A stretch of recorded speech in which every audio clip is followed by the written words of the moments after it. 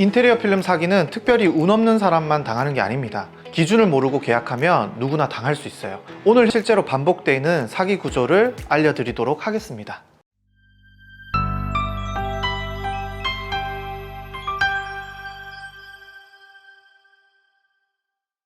대표님께서 생각하셨을 때 인테리어 필름에서 말하는 사기의 기준이 있을까요? 일단은 제대로 시공 안 하는 거?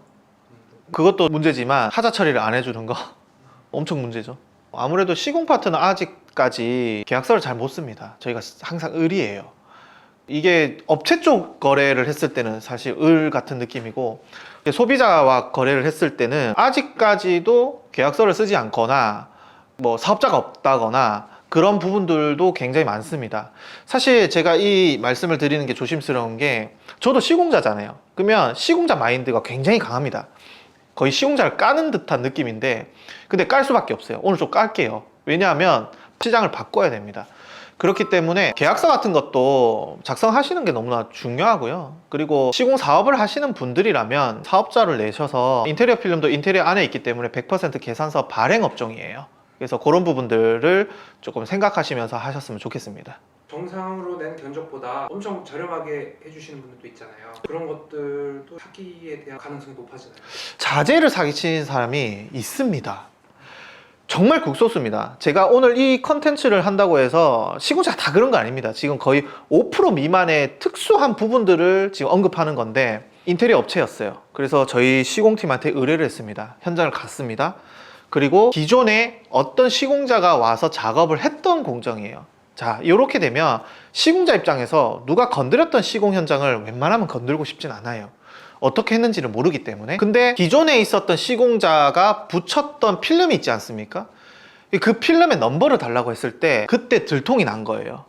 100명 중 1명이 있을까 말까 할 정도로 없는 경우이긴 한데, 그렇게 하는 건 그건 정말 사기입니다. 가짜 필름을 붙여놓은 거네요. 비슷한 거지만 상공간에는 방염이 들어가야 돼요. 근데 방염이 있고 비방염이 나온단 말이죠. 근데 방염을 붙였는데 자재가 부족하거나 단가를 낮추고 싶어서 일부분에 비방염을 붙이는 사례가 많습니다. 그런 부분들은 조심하셔야 됩니다. 소비자들이 업체를 알아볼 거 아니에요. 네. 근데 이 업체는 사기치지 않는 업체다, 이런 기준 같은 게 있을까요? 사실 포트폴리오가 되게 중요하긴 하겠지만, 모든 단일 공정들의 시공 파트들은 눈으로 보지 않고서는 알 수는 없는 것 같습니다. 그러나 제가 고객님이라면 대화를 꼭 한번 해봤으면 좋겠어요.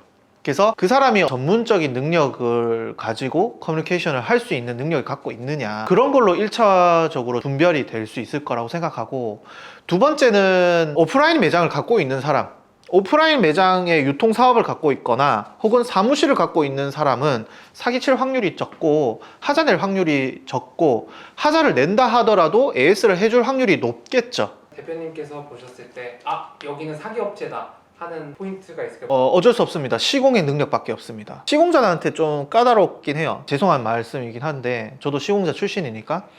근데 제가 말하는 거는 뭐냐 하면, 그래도 볼 수는 있잖아요. 내가 말한 그 자재를 가져왔느냐, 혹은 최초 미팅을 할 때나 아니면 시공의 시작점 정도 때는 솔직히 봐도 괜찮잖아요.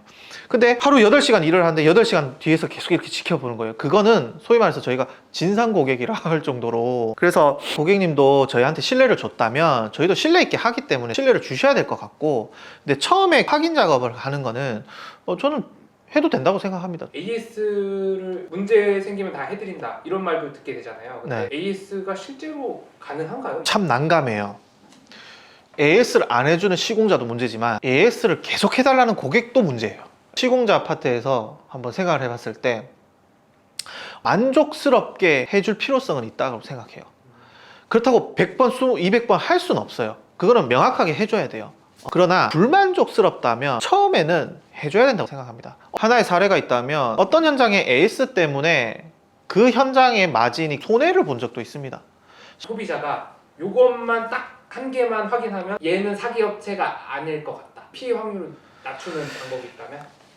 일단은 소비자가 그 업체를 컨택한다는 건 이미 홍보가 돼 있을 거예요. 소비자분들이 봤을 때는 일단은 노출되어 있는 사람이어야 해요. 두 번째는 견적을 받아봤을 때 세세하게 적으신 분이 조금 더 유리할 수는 있겠죠. 그리고 무엇보다도 전화를 꼭 한번 해봤으면 좋겠습니다. 전화를 해서 한번 파악해보는 것도 나쁘진 않고, 거기에 더 플러스 오프라인 매장을 갖고 있다? 그러면 조금 더 안전하지 않을까요? 그리고 고객님들께서 싼 거 너무 중요하죠. 싸면서 잘하면 너무 좋죠. 근데 싸면은 촉박하게 시공을 할 수밖에 없잖아요. 그러니까 고객님도 어느 정도 비교를 하셨다면 그 시세의 평균값은 나오기 때문에 그 견적에 선택하시는 것이 좀 좋을 것 같아요. 인테리어 필름 사기는 운이 아니라 정보 문제입니다. 기준만 알면 대부분 피할 수 있습니다. 이 채널에서는 소비자도 기술자도 현장에서 손해 안 보는 기준을 계속 공유하겠습니다. 구독과 좋아요 눌러주시고요. 쿠다TV였습니다.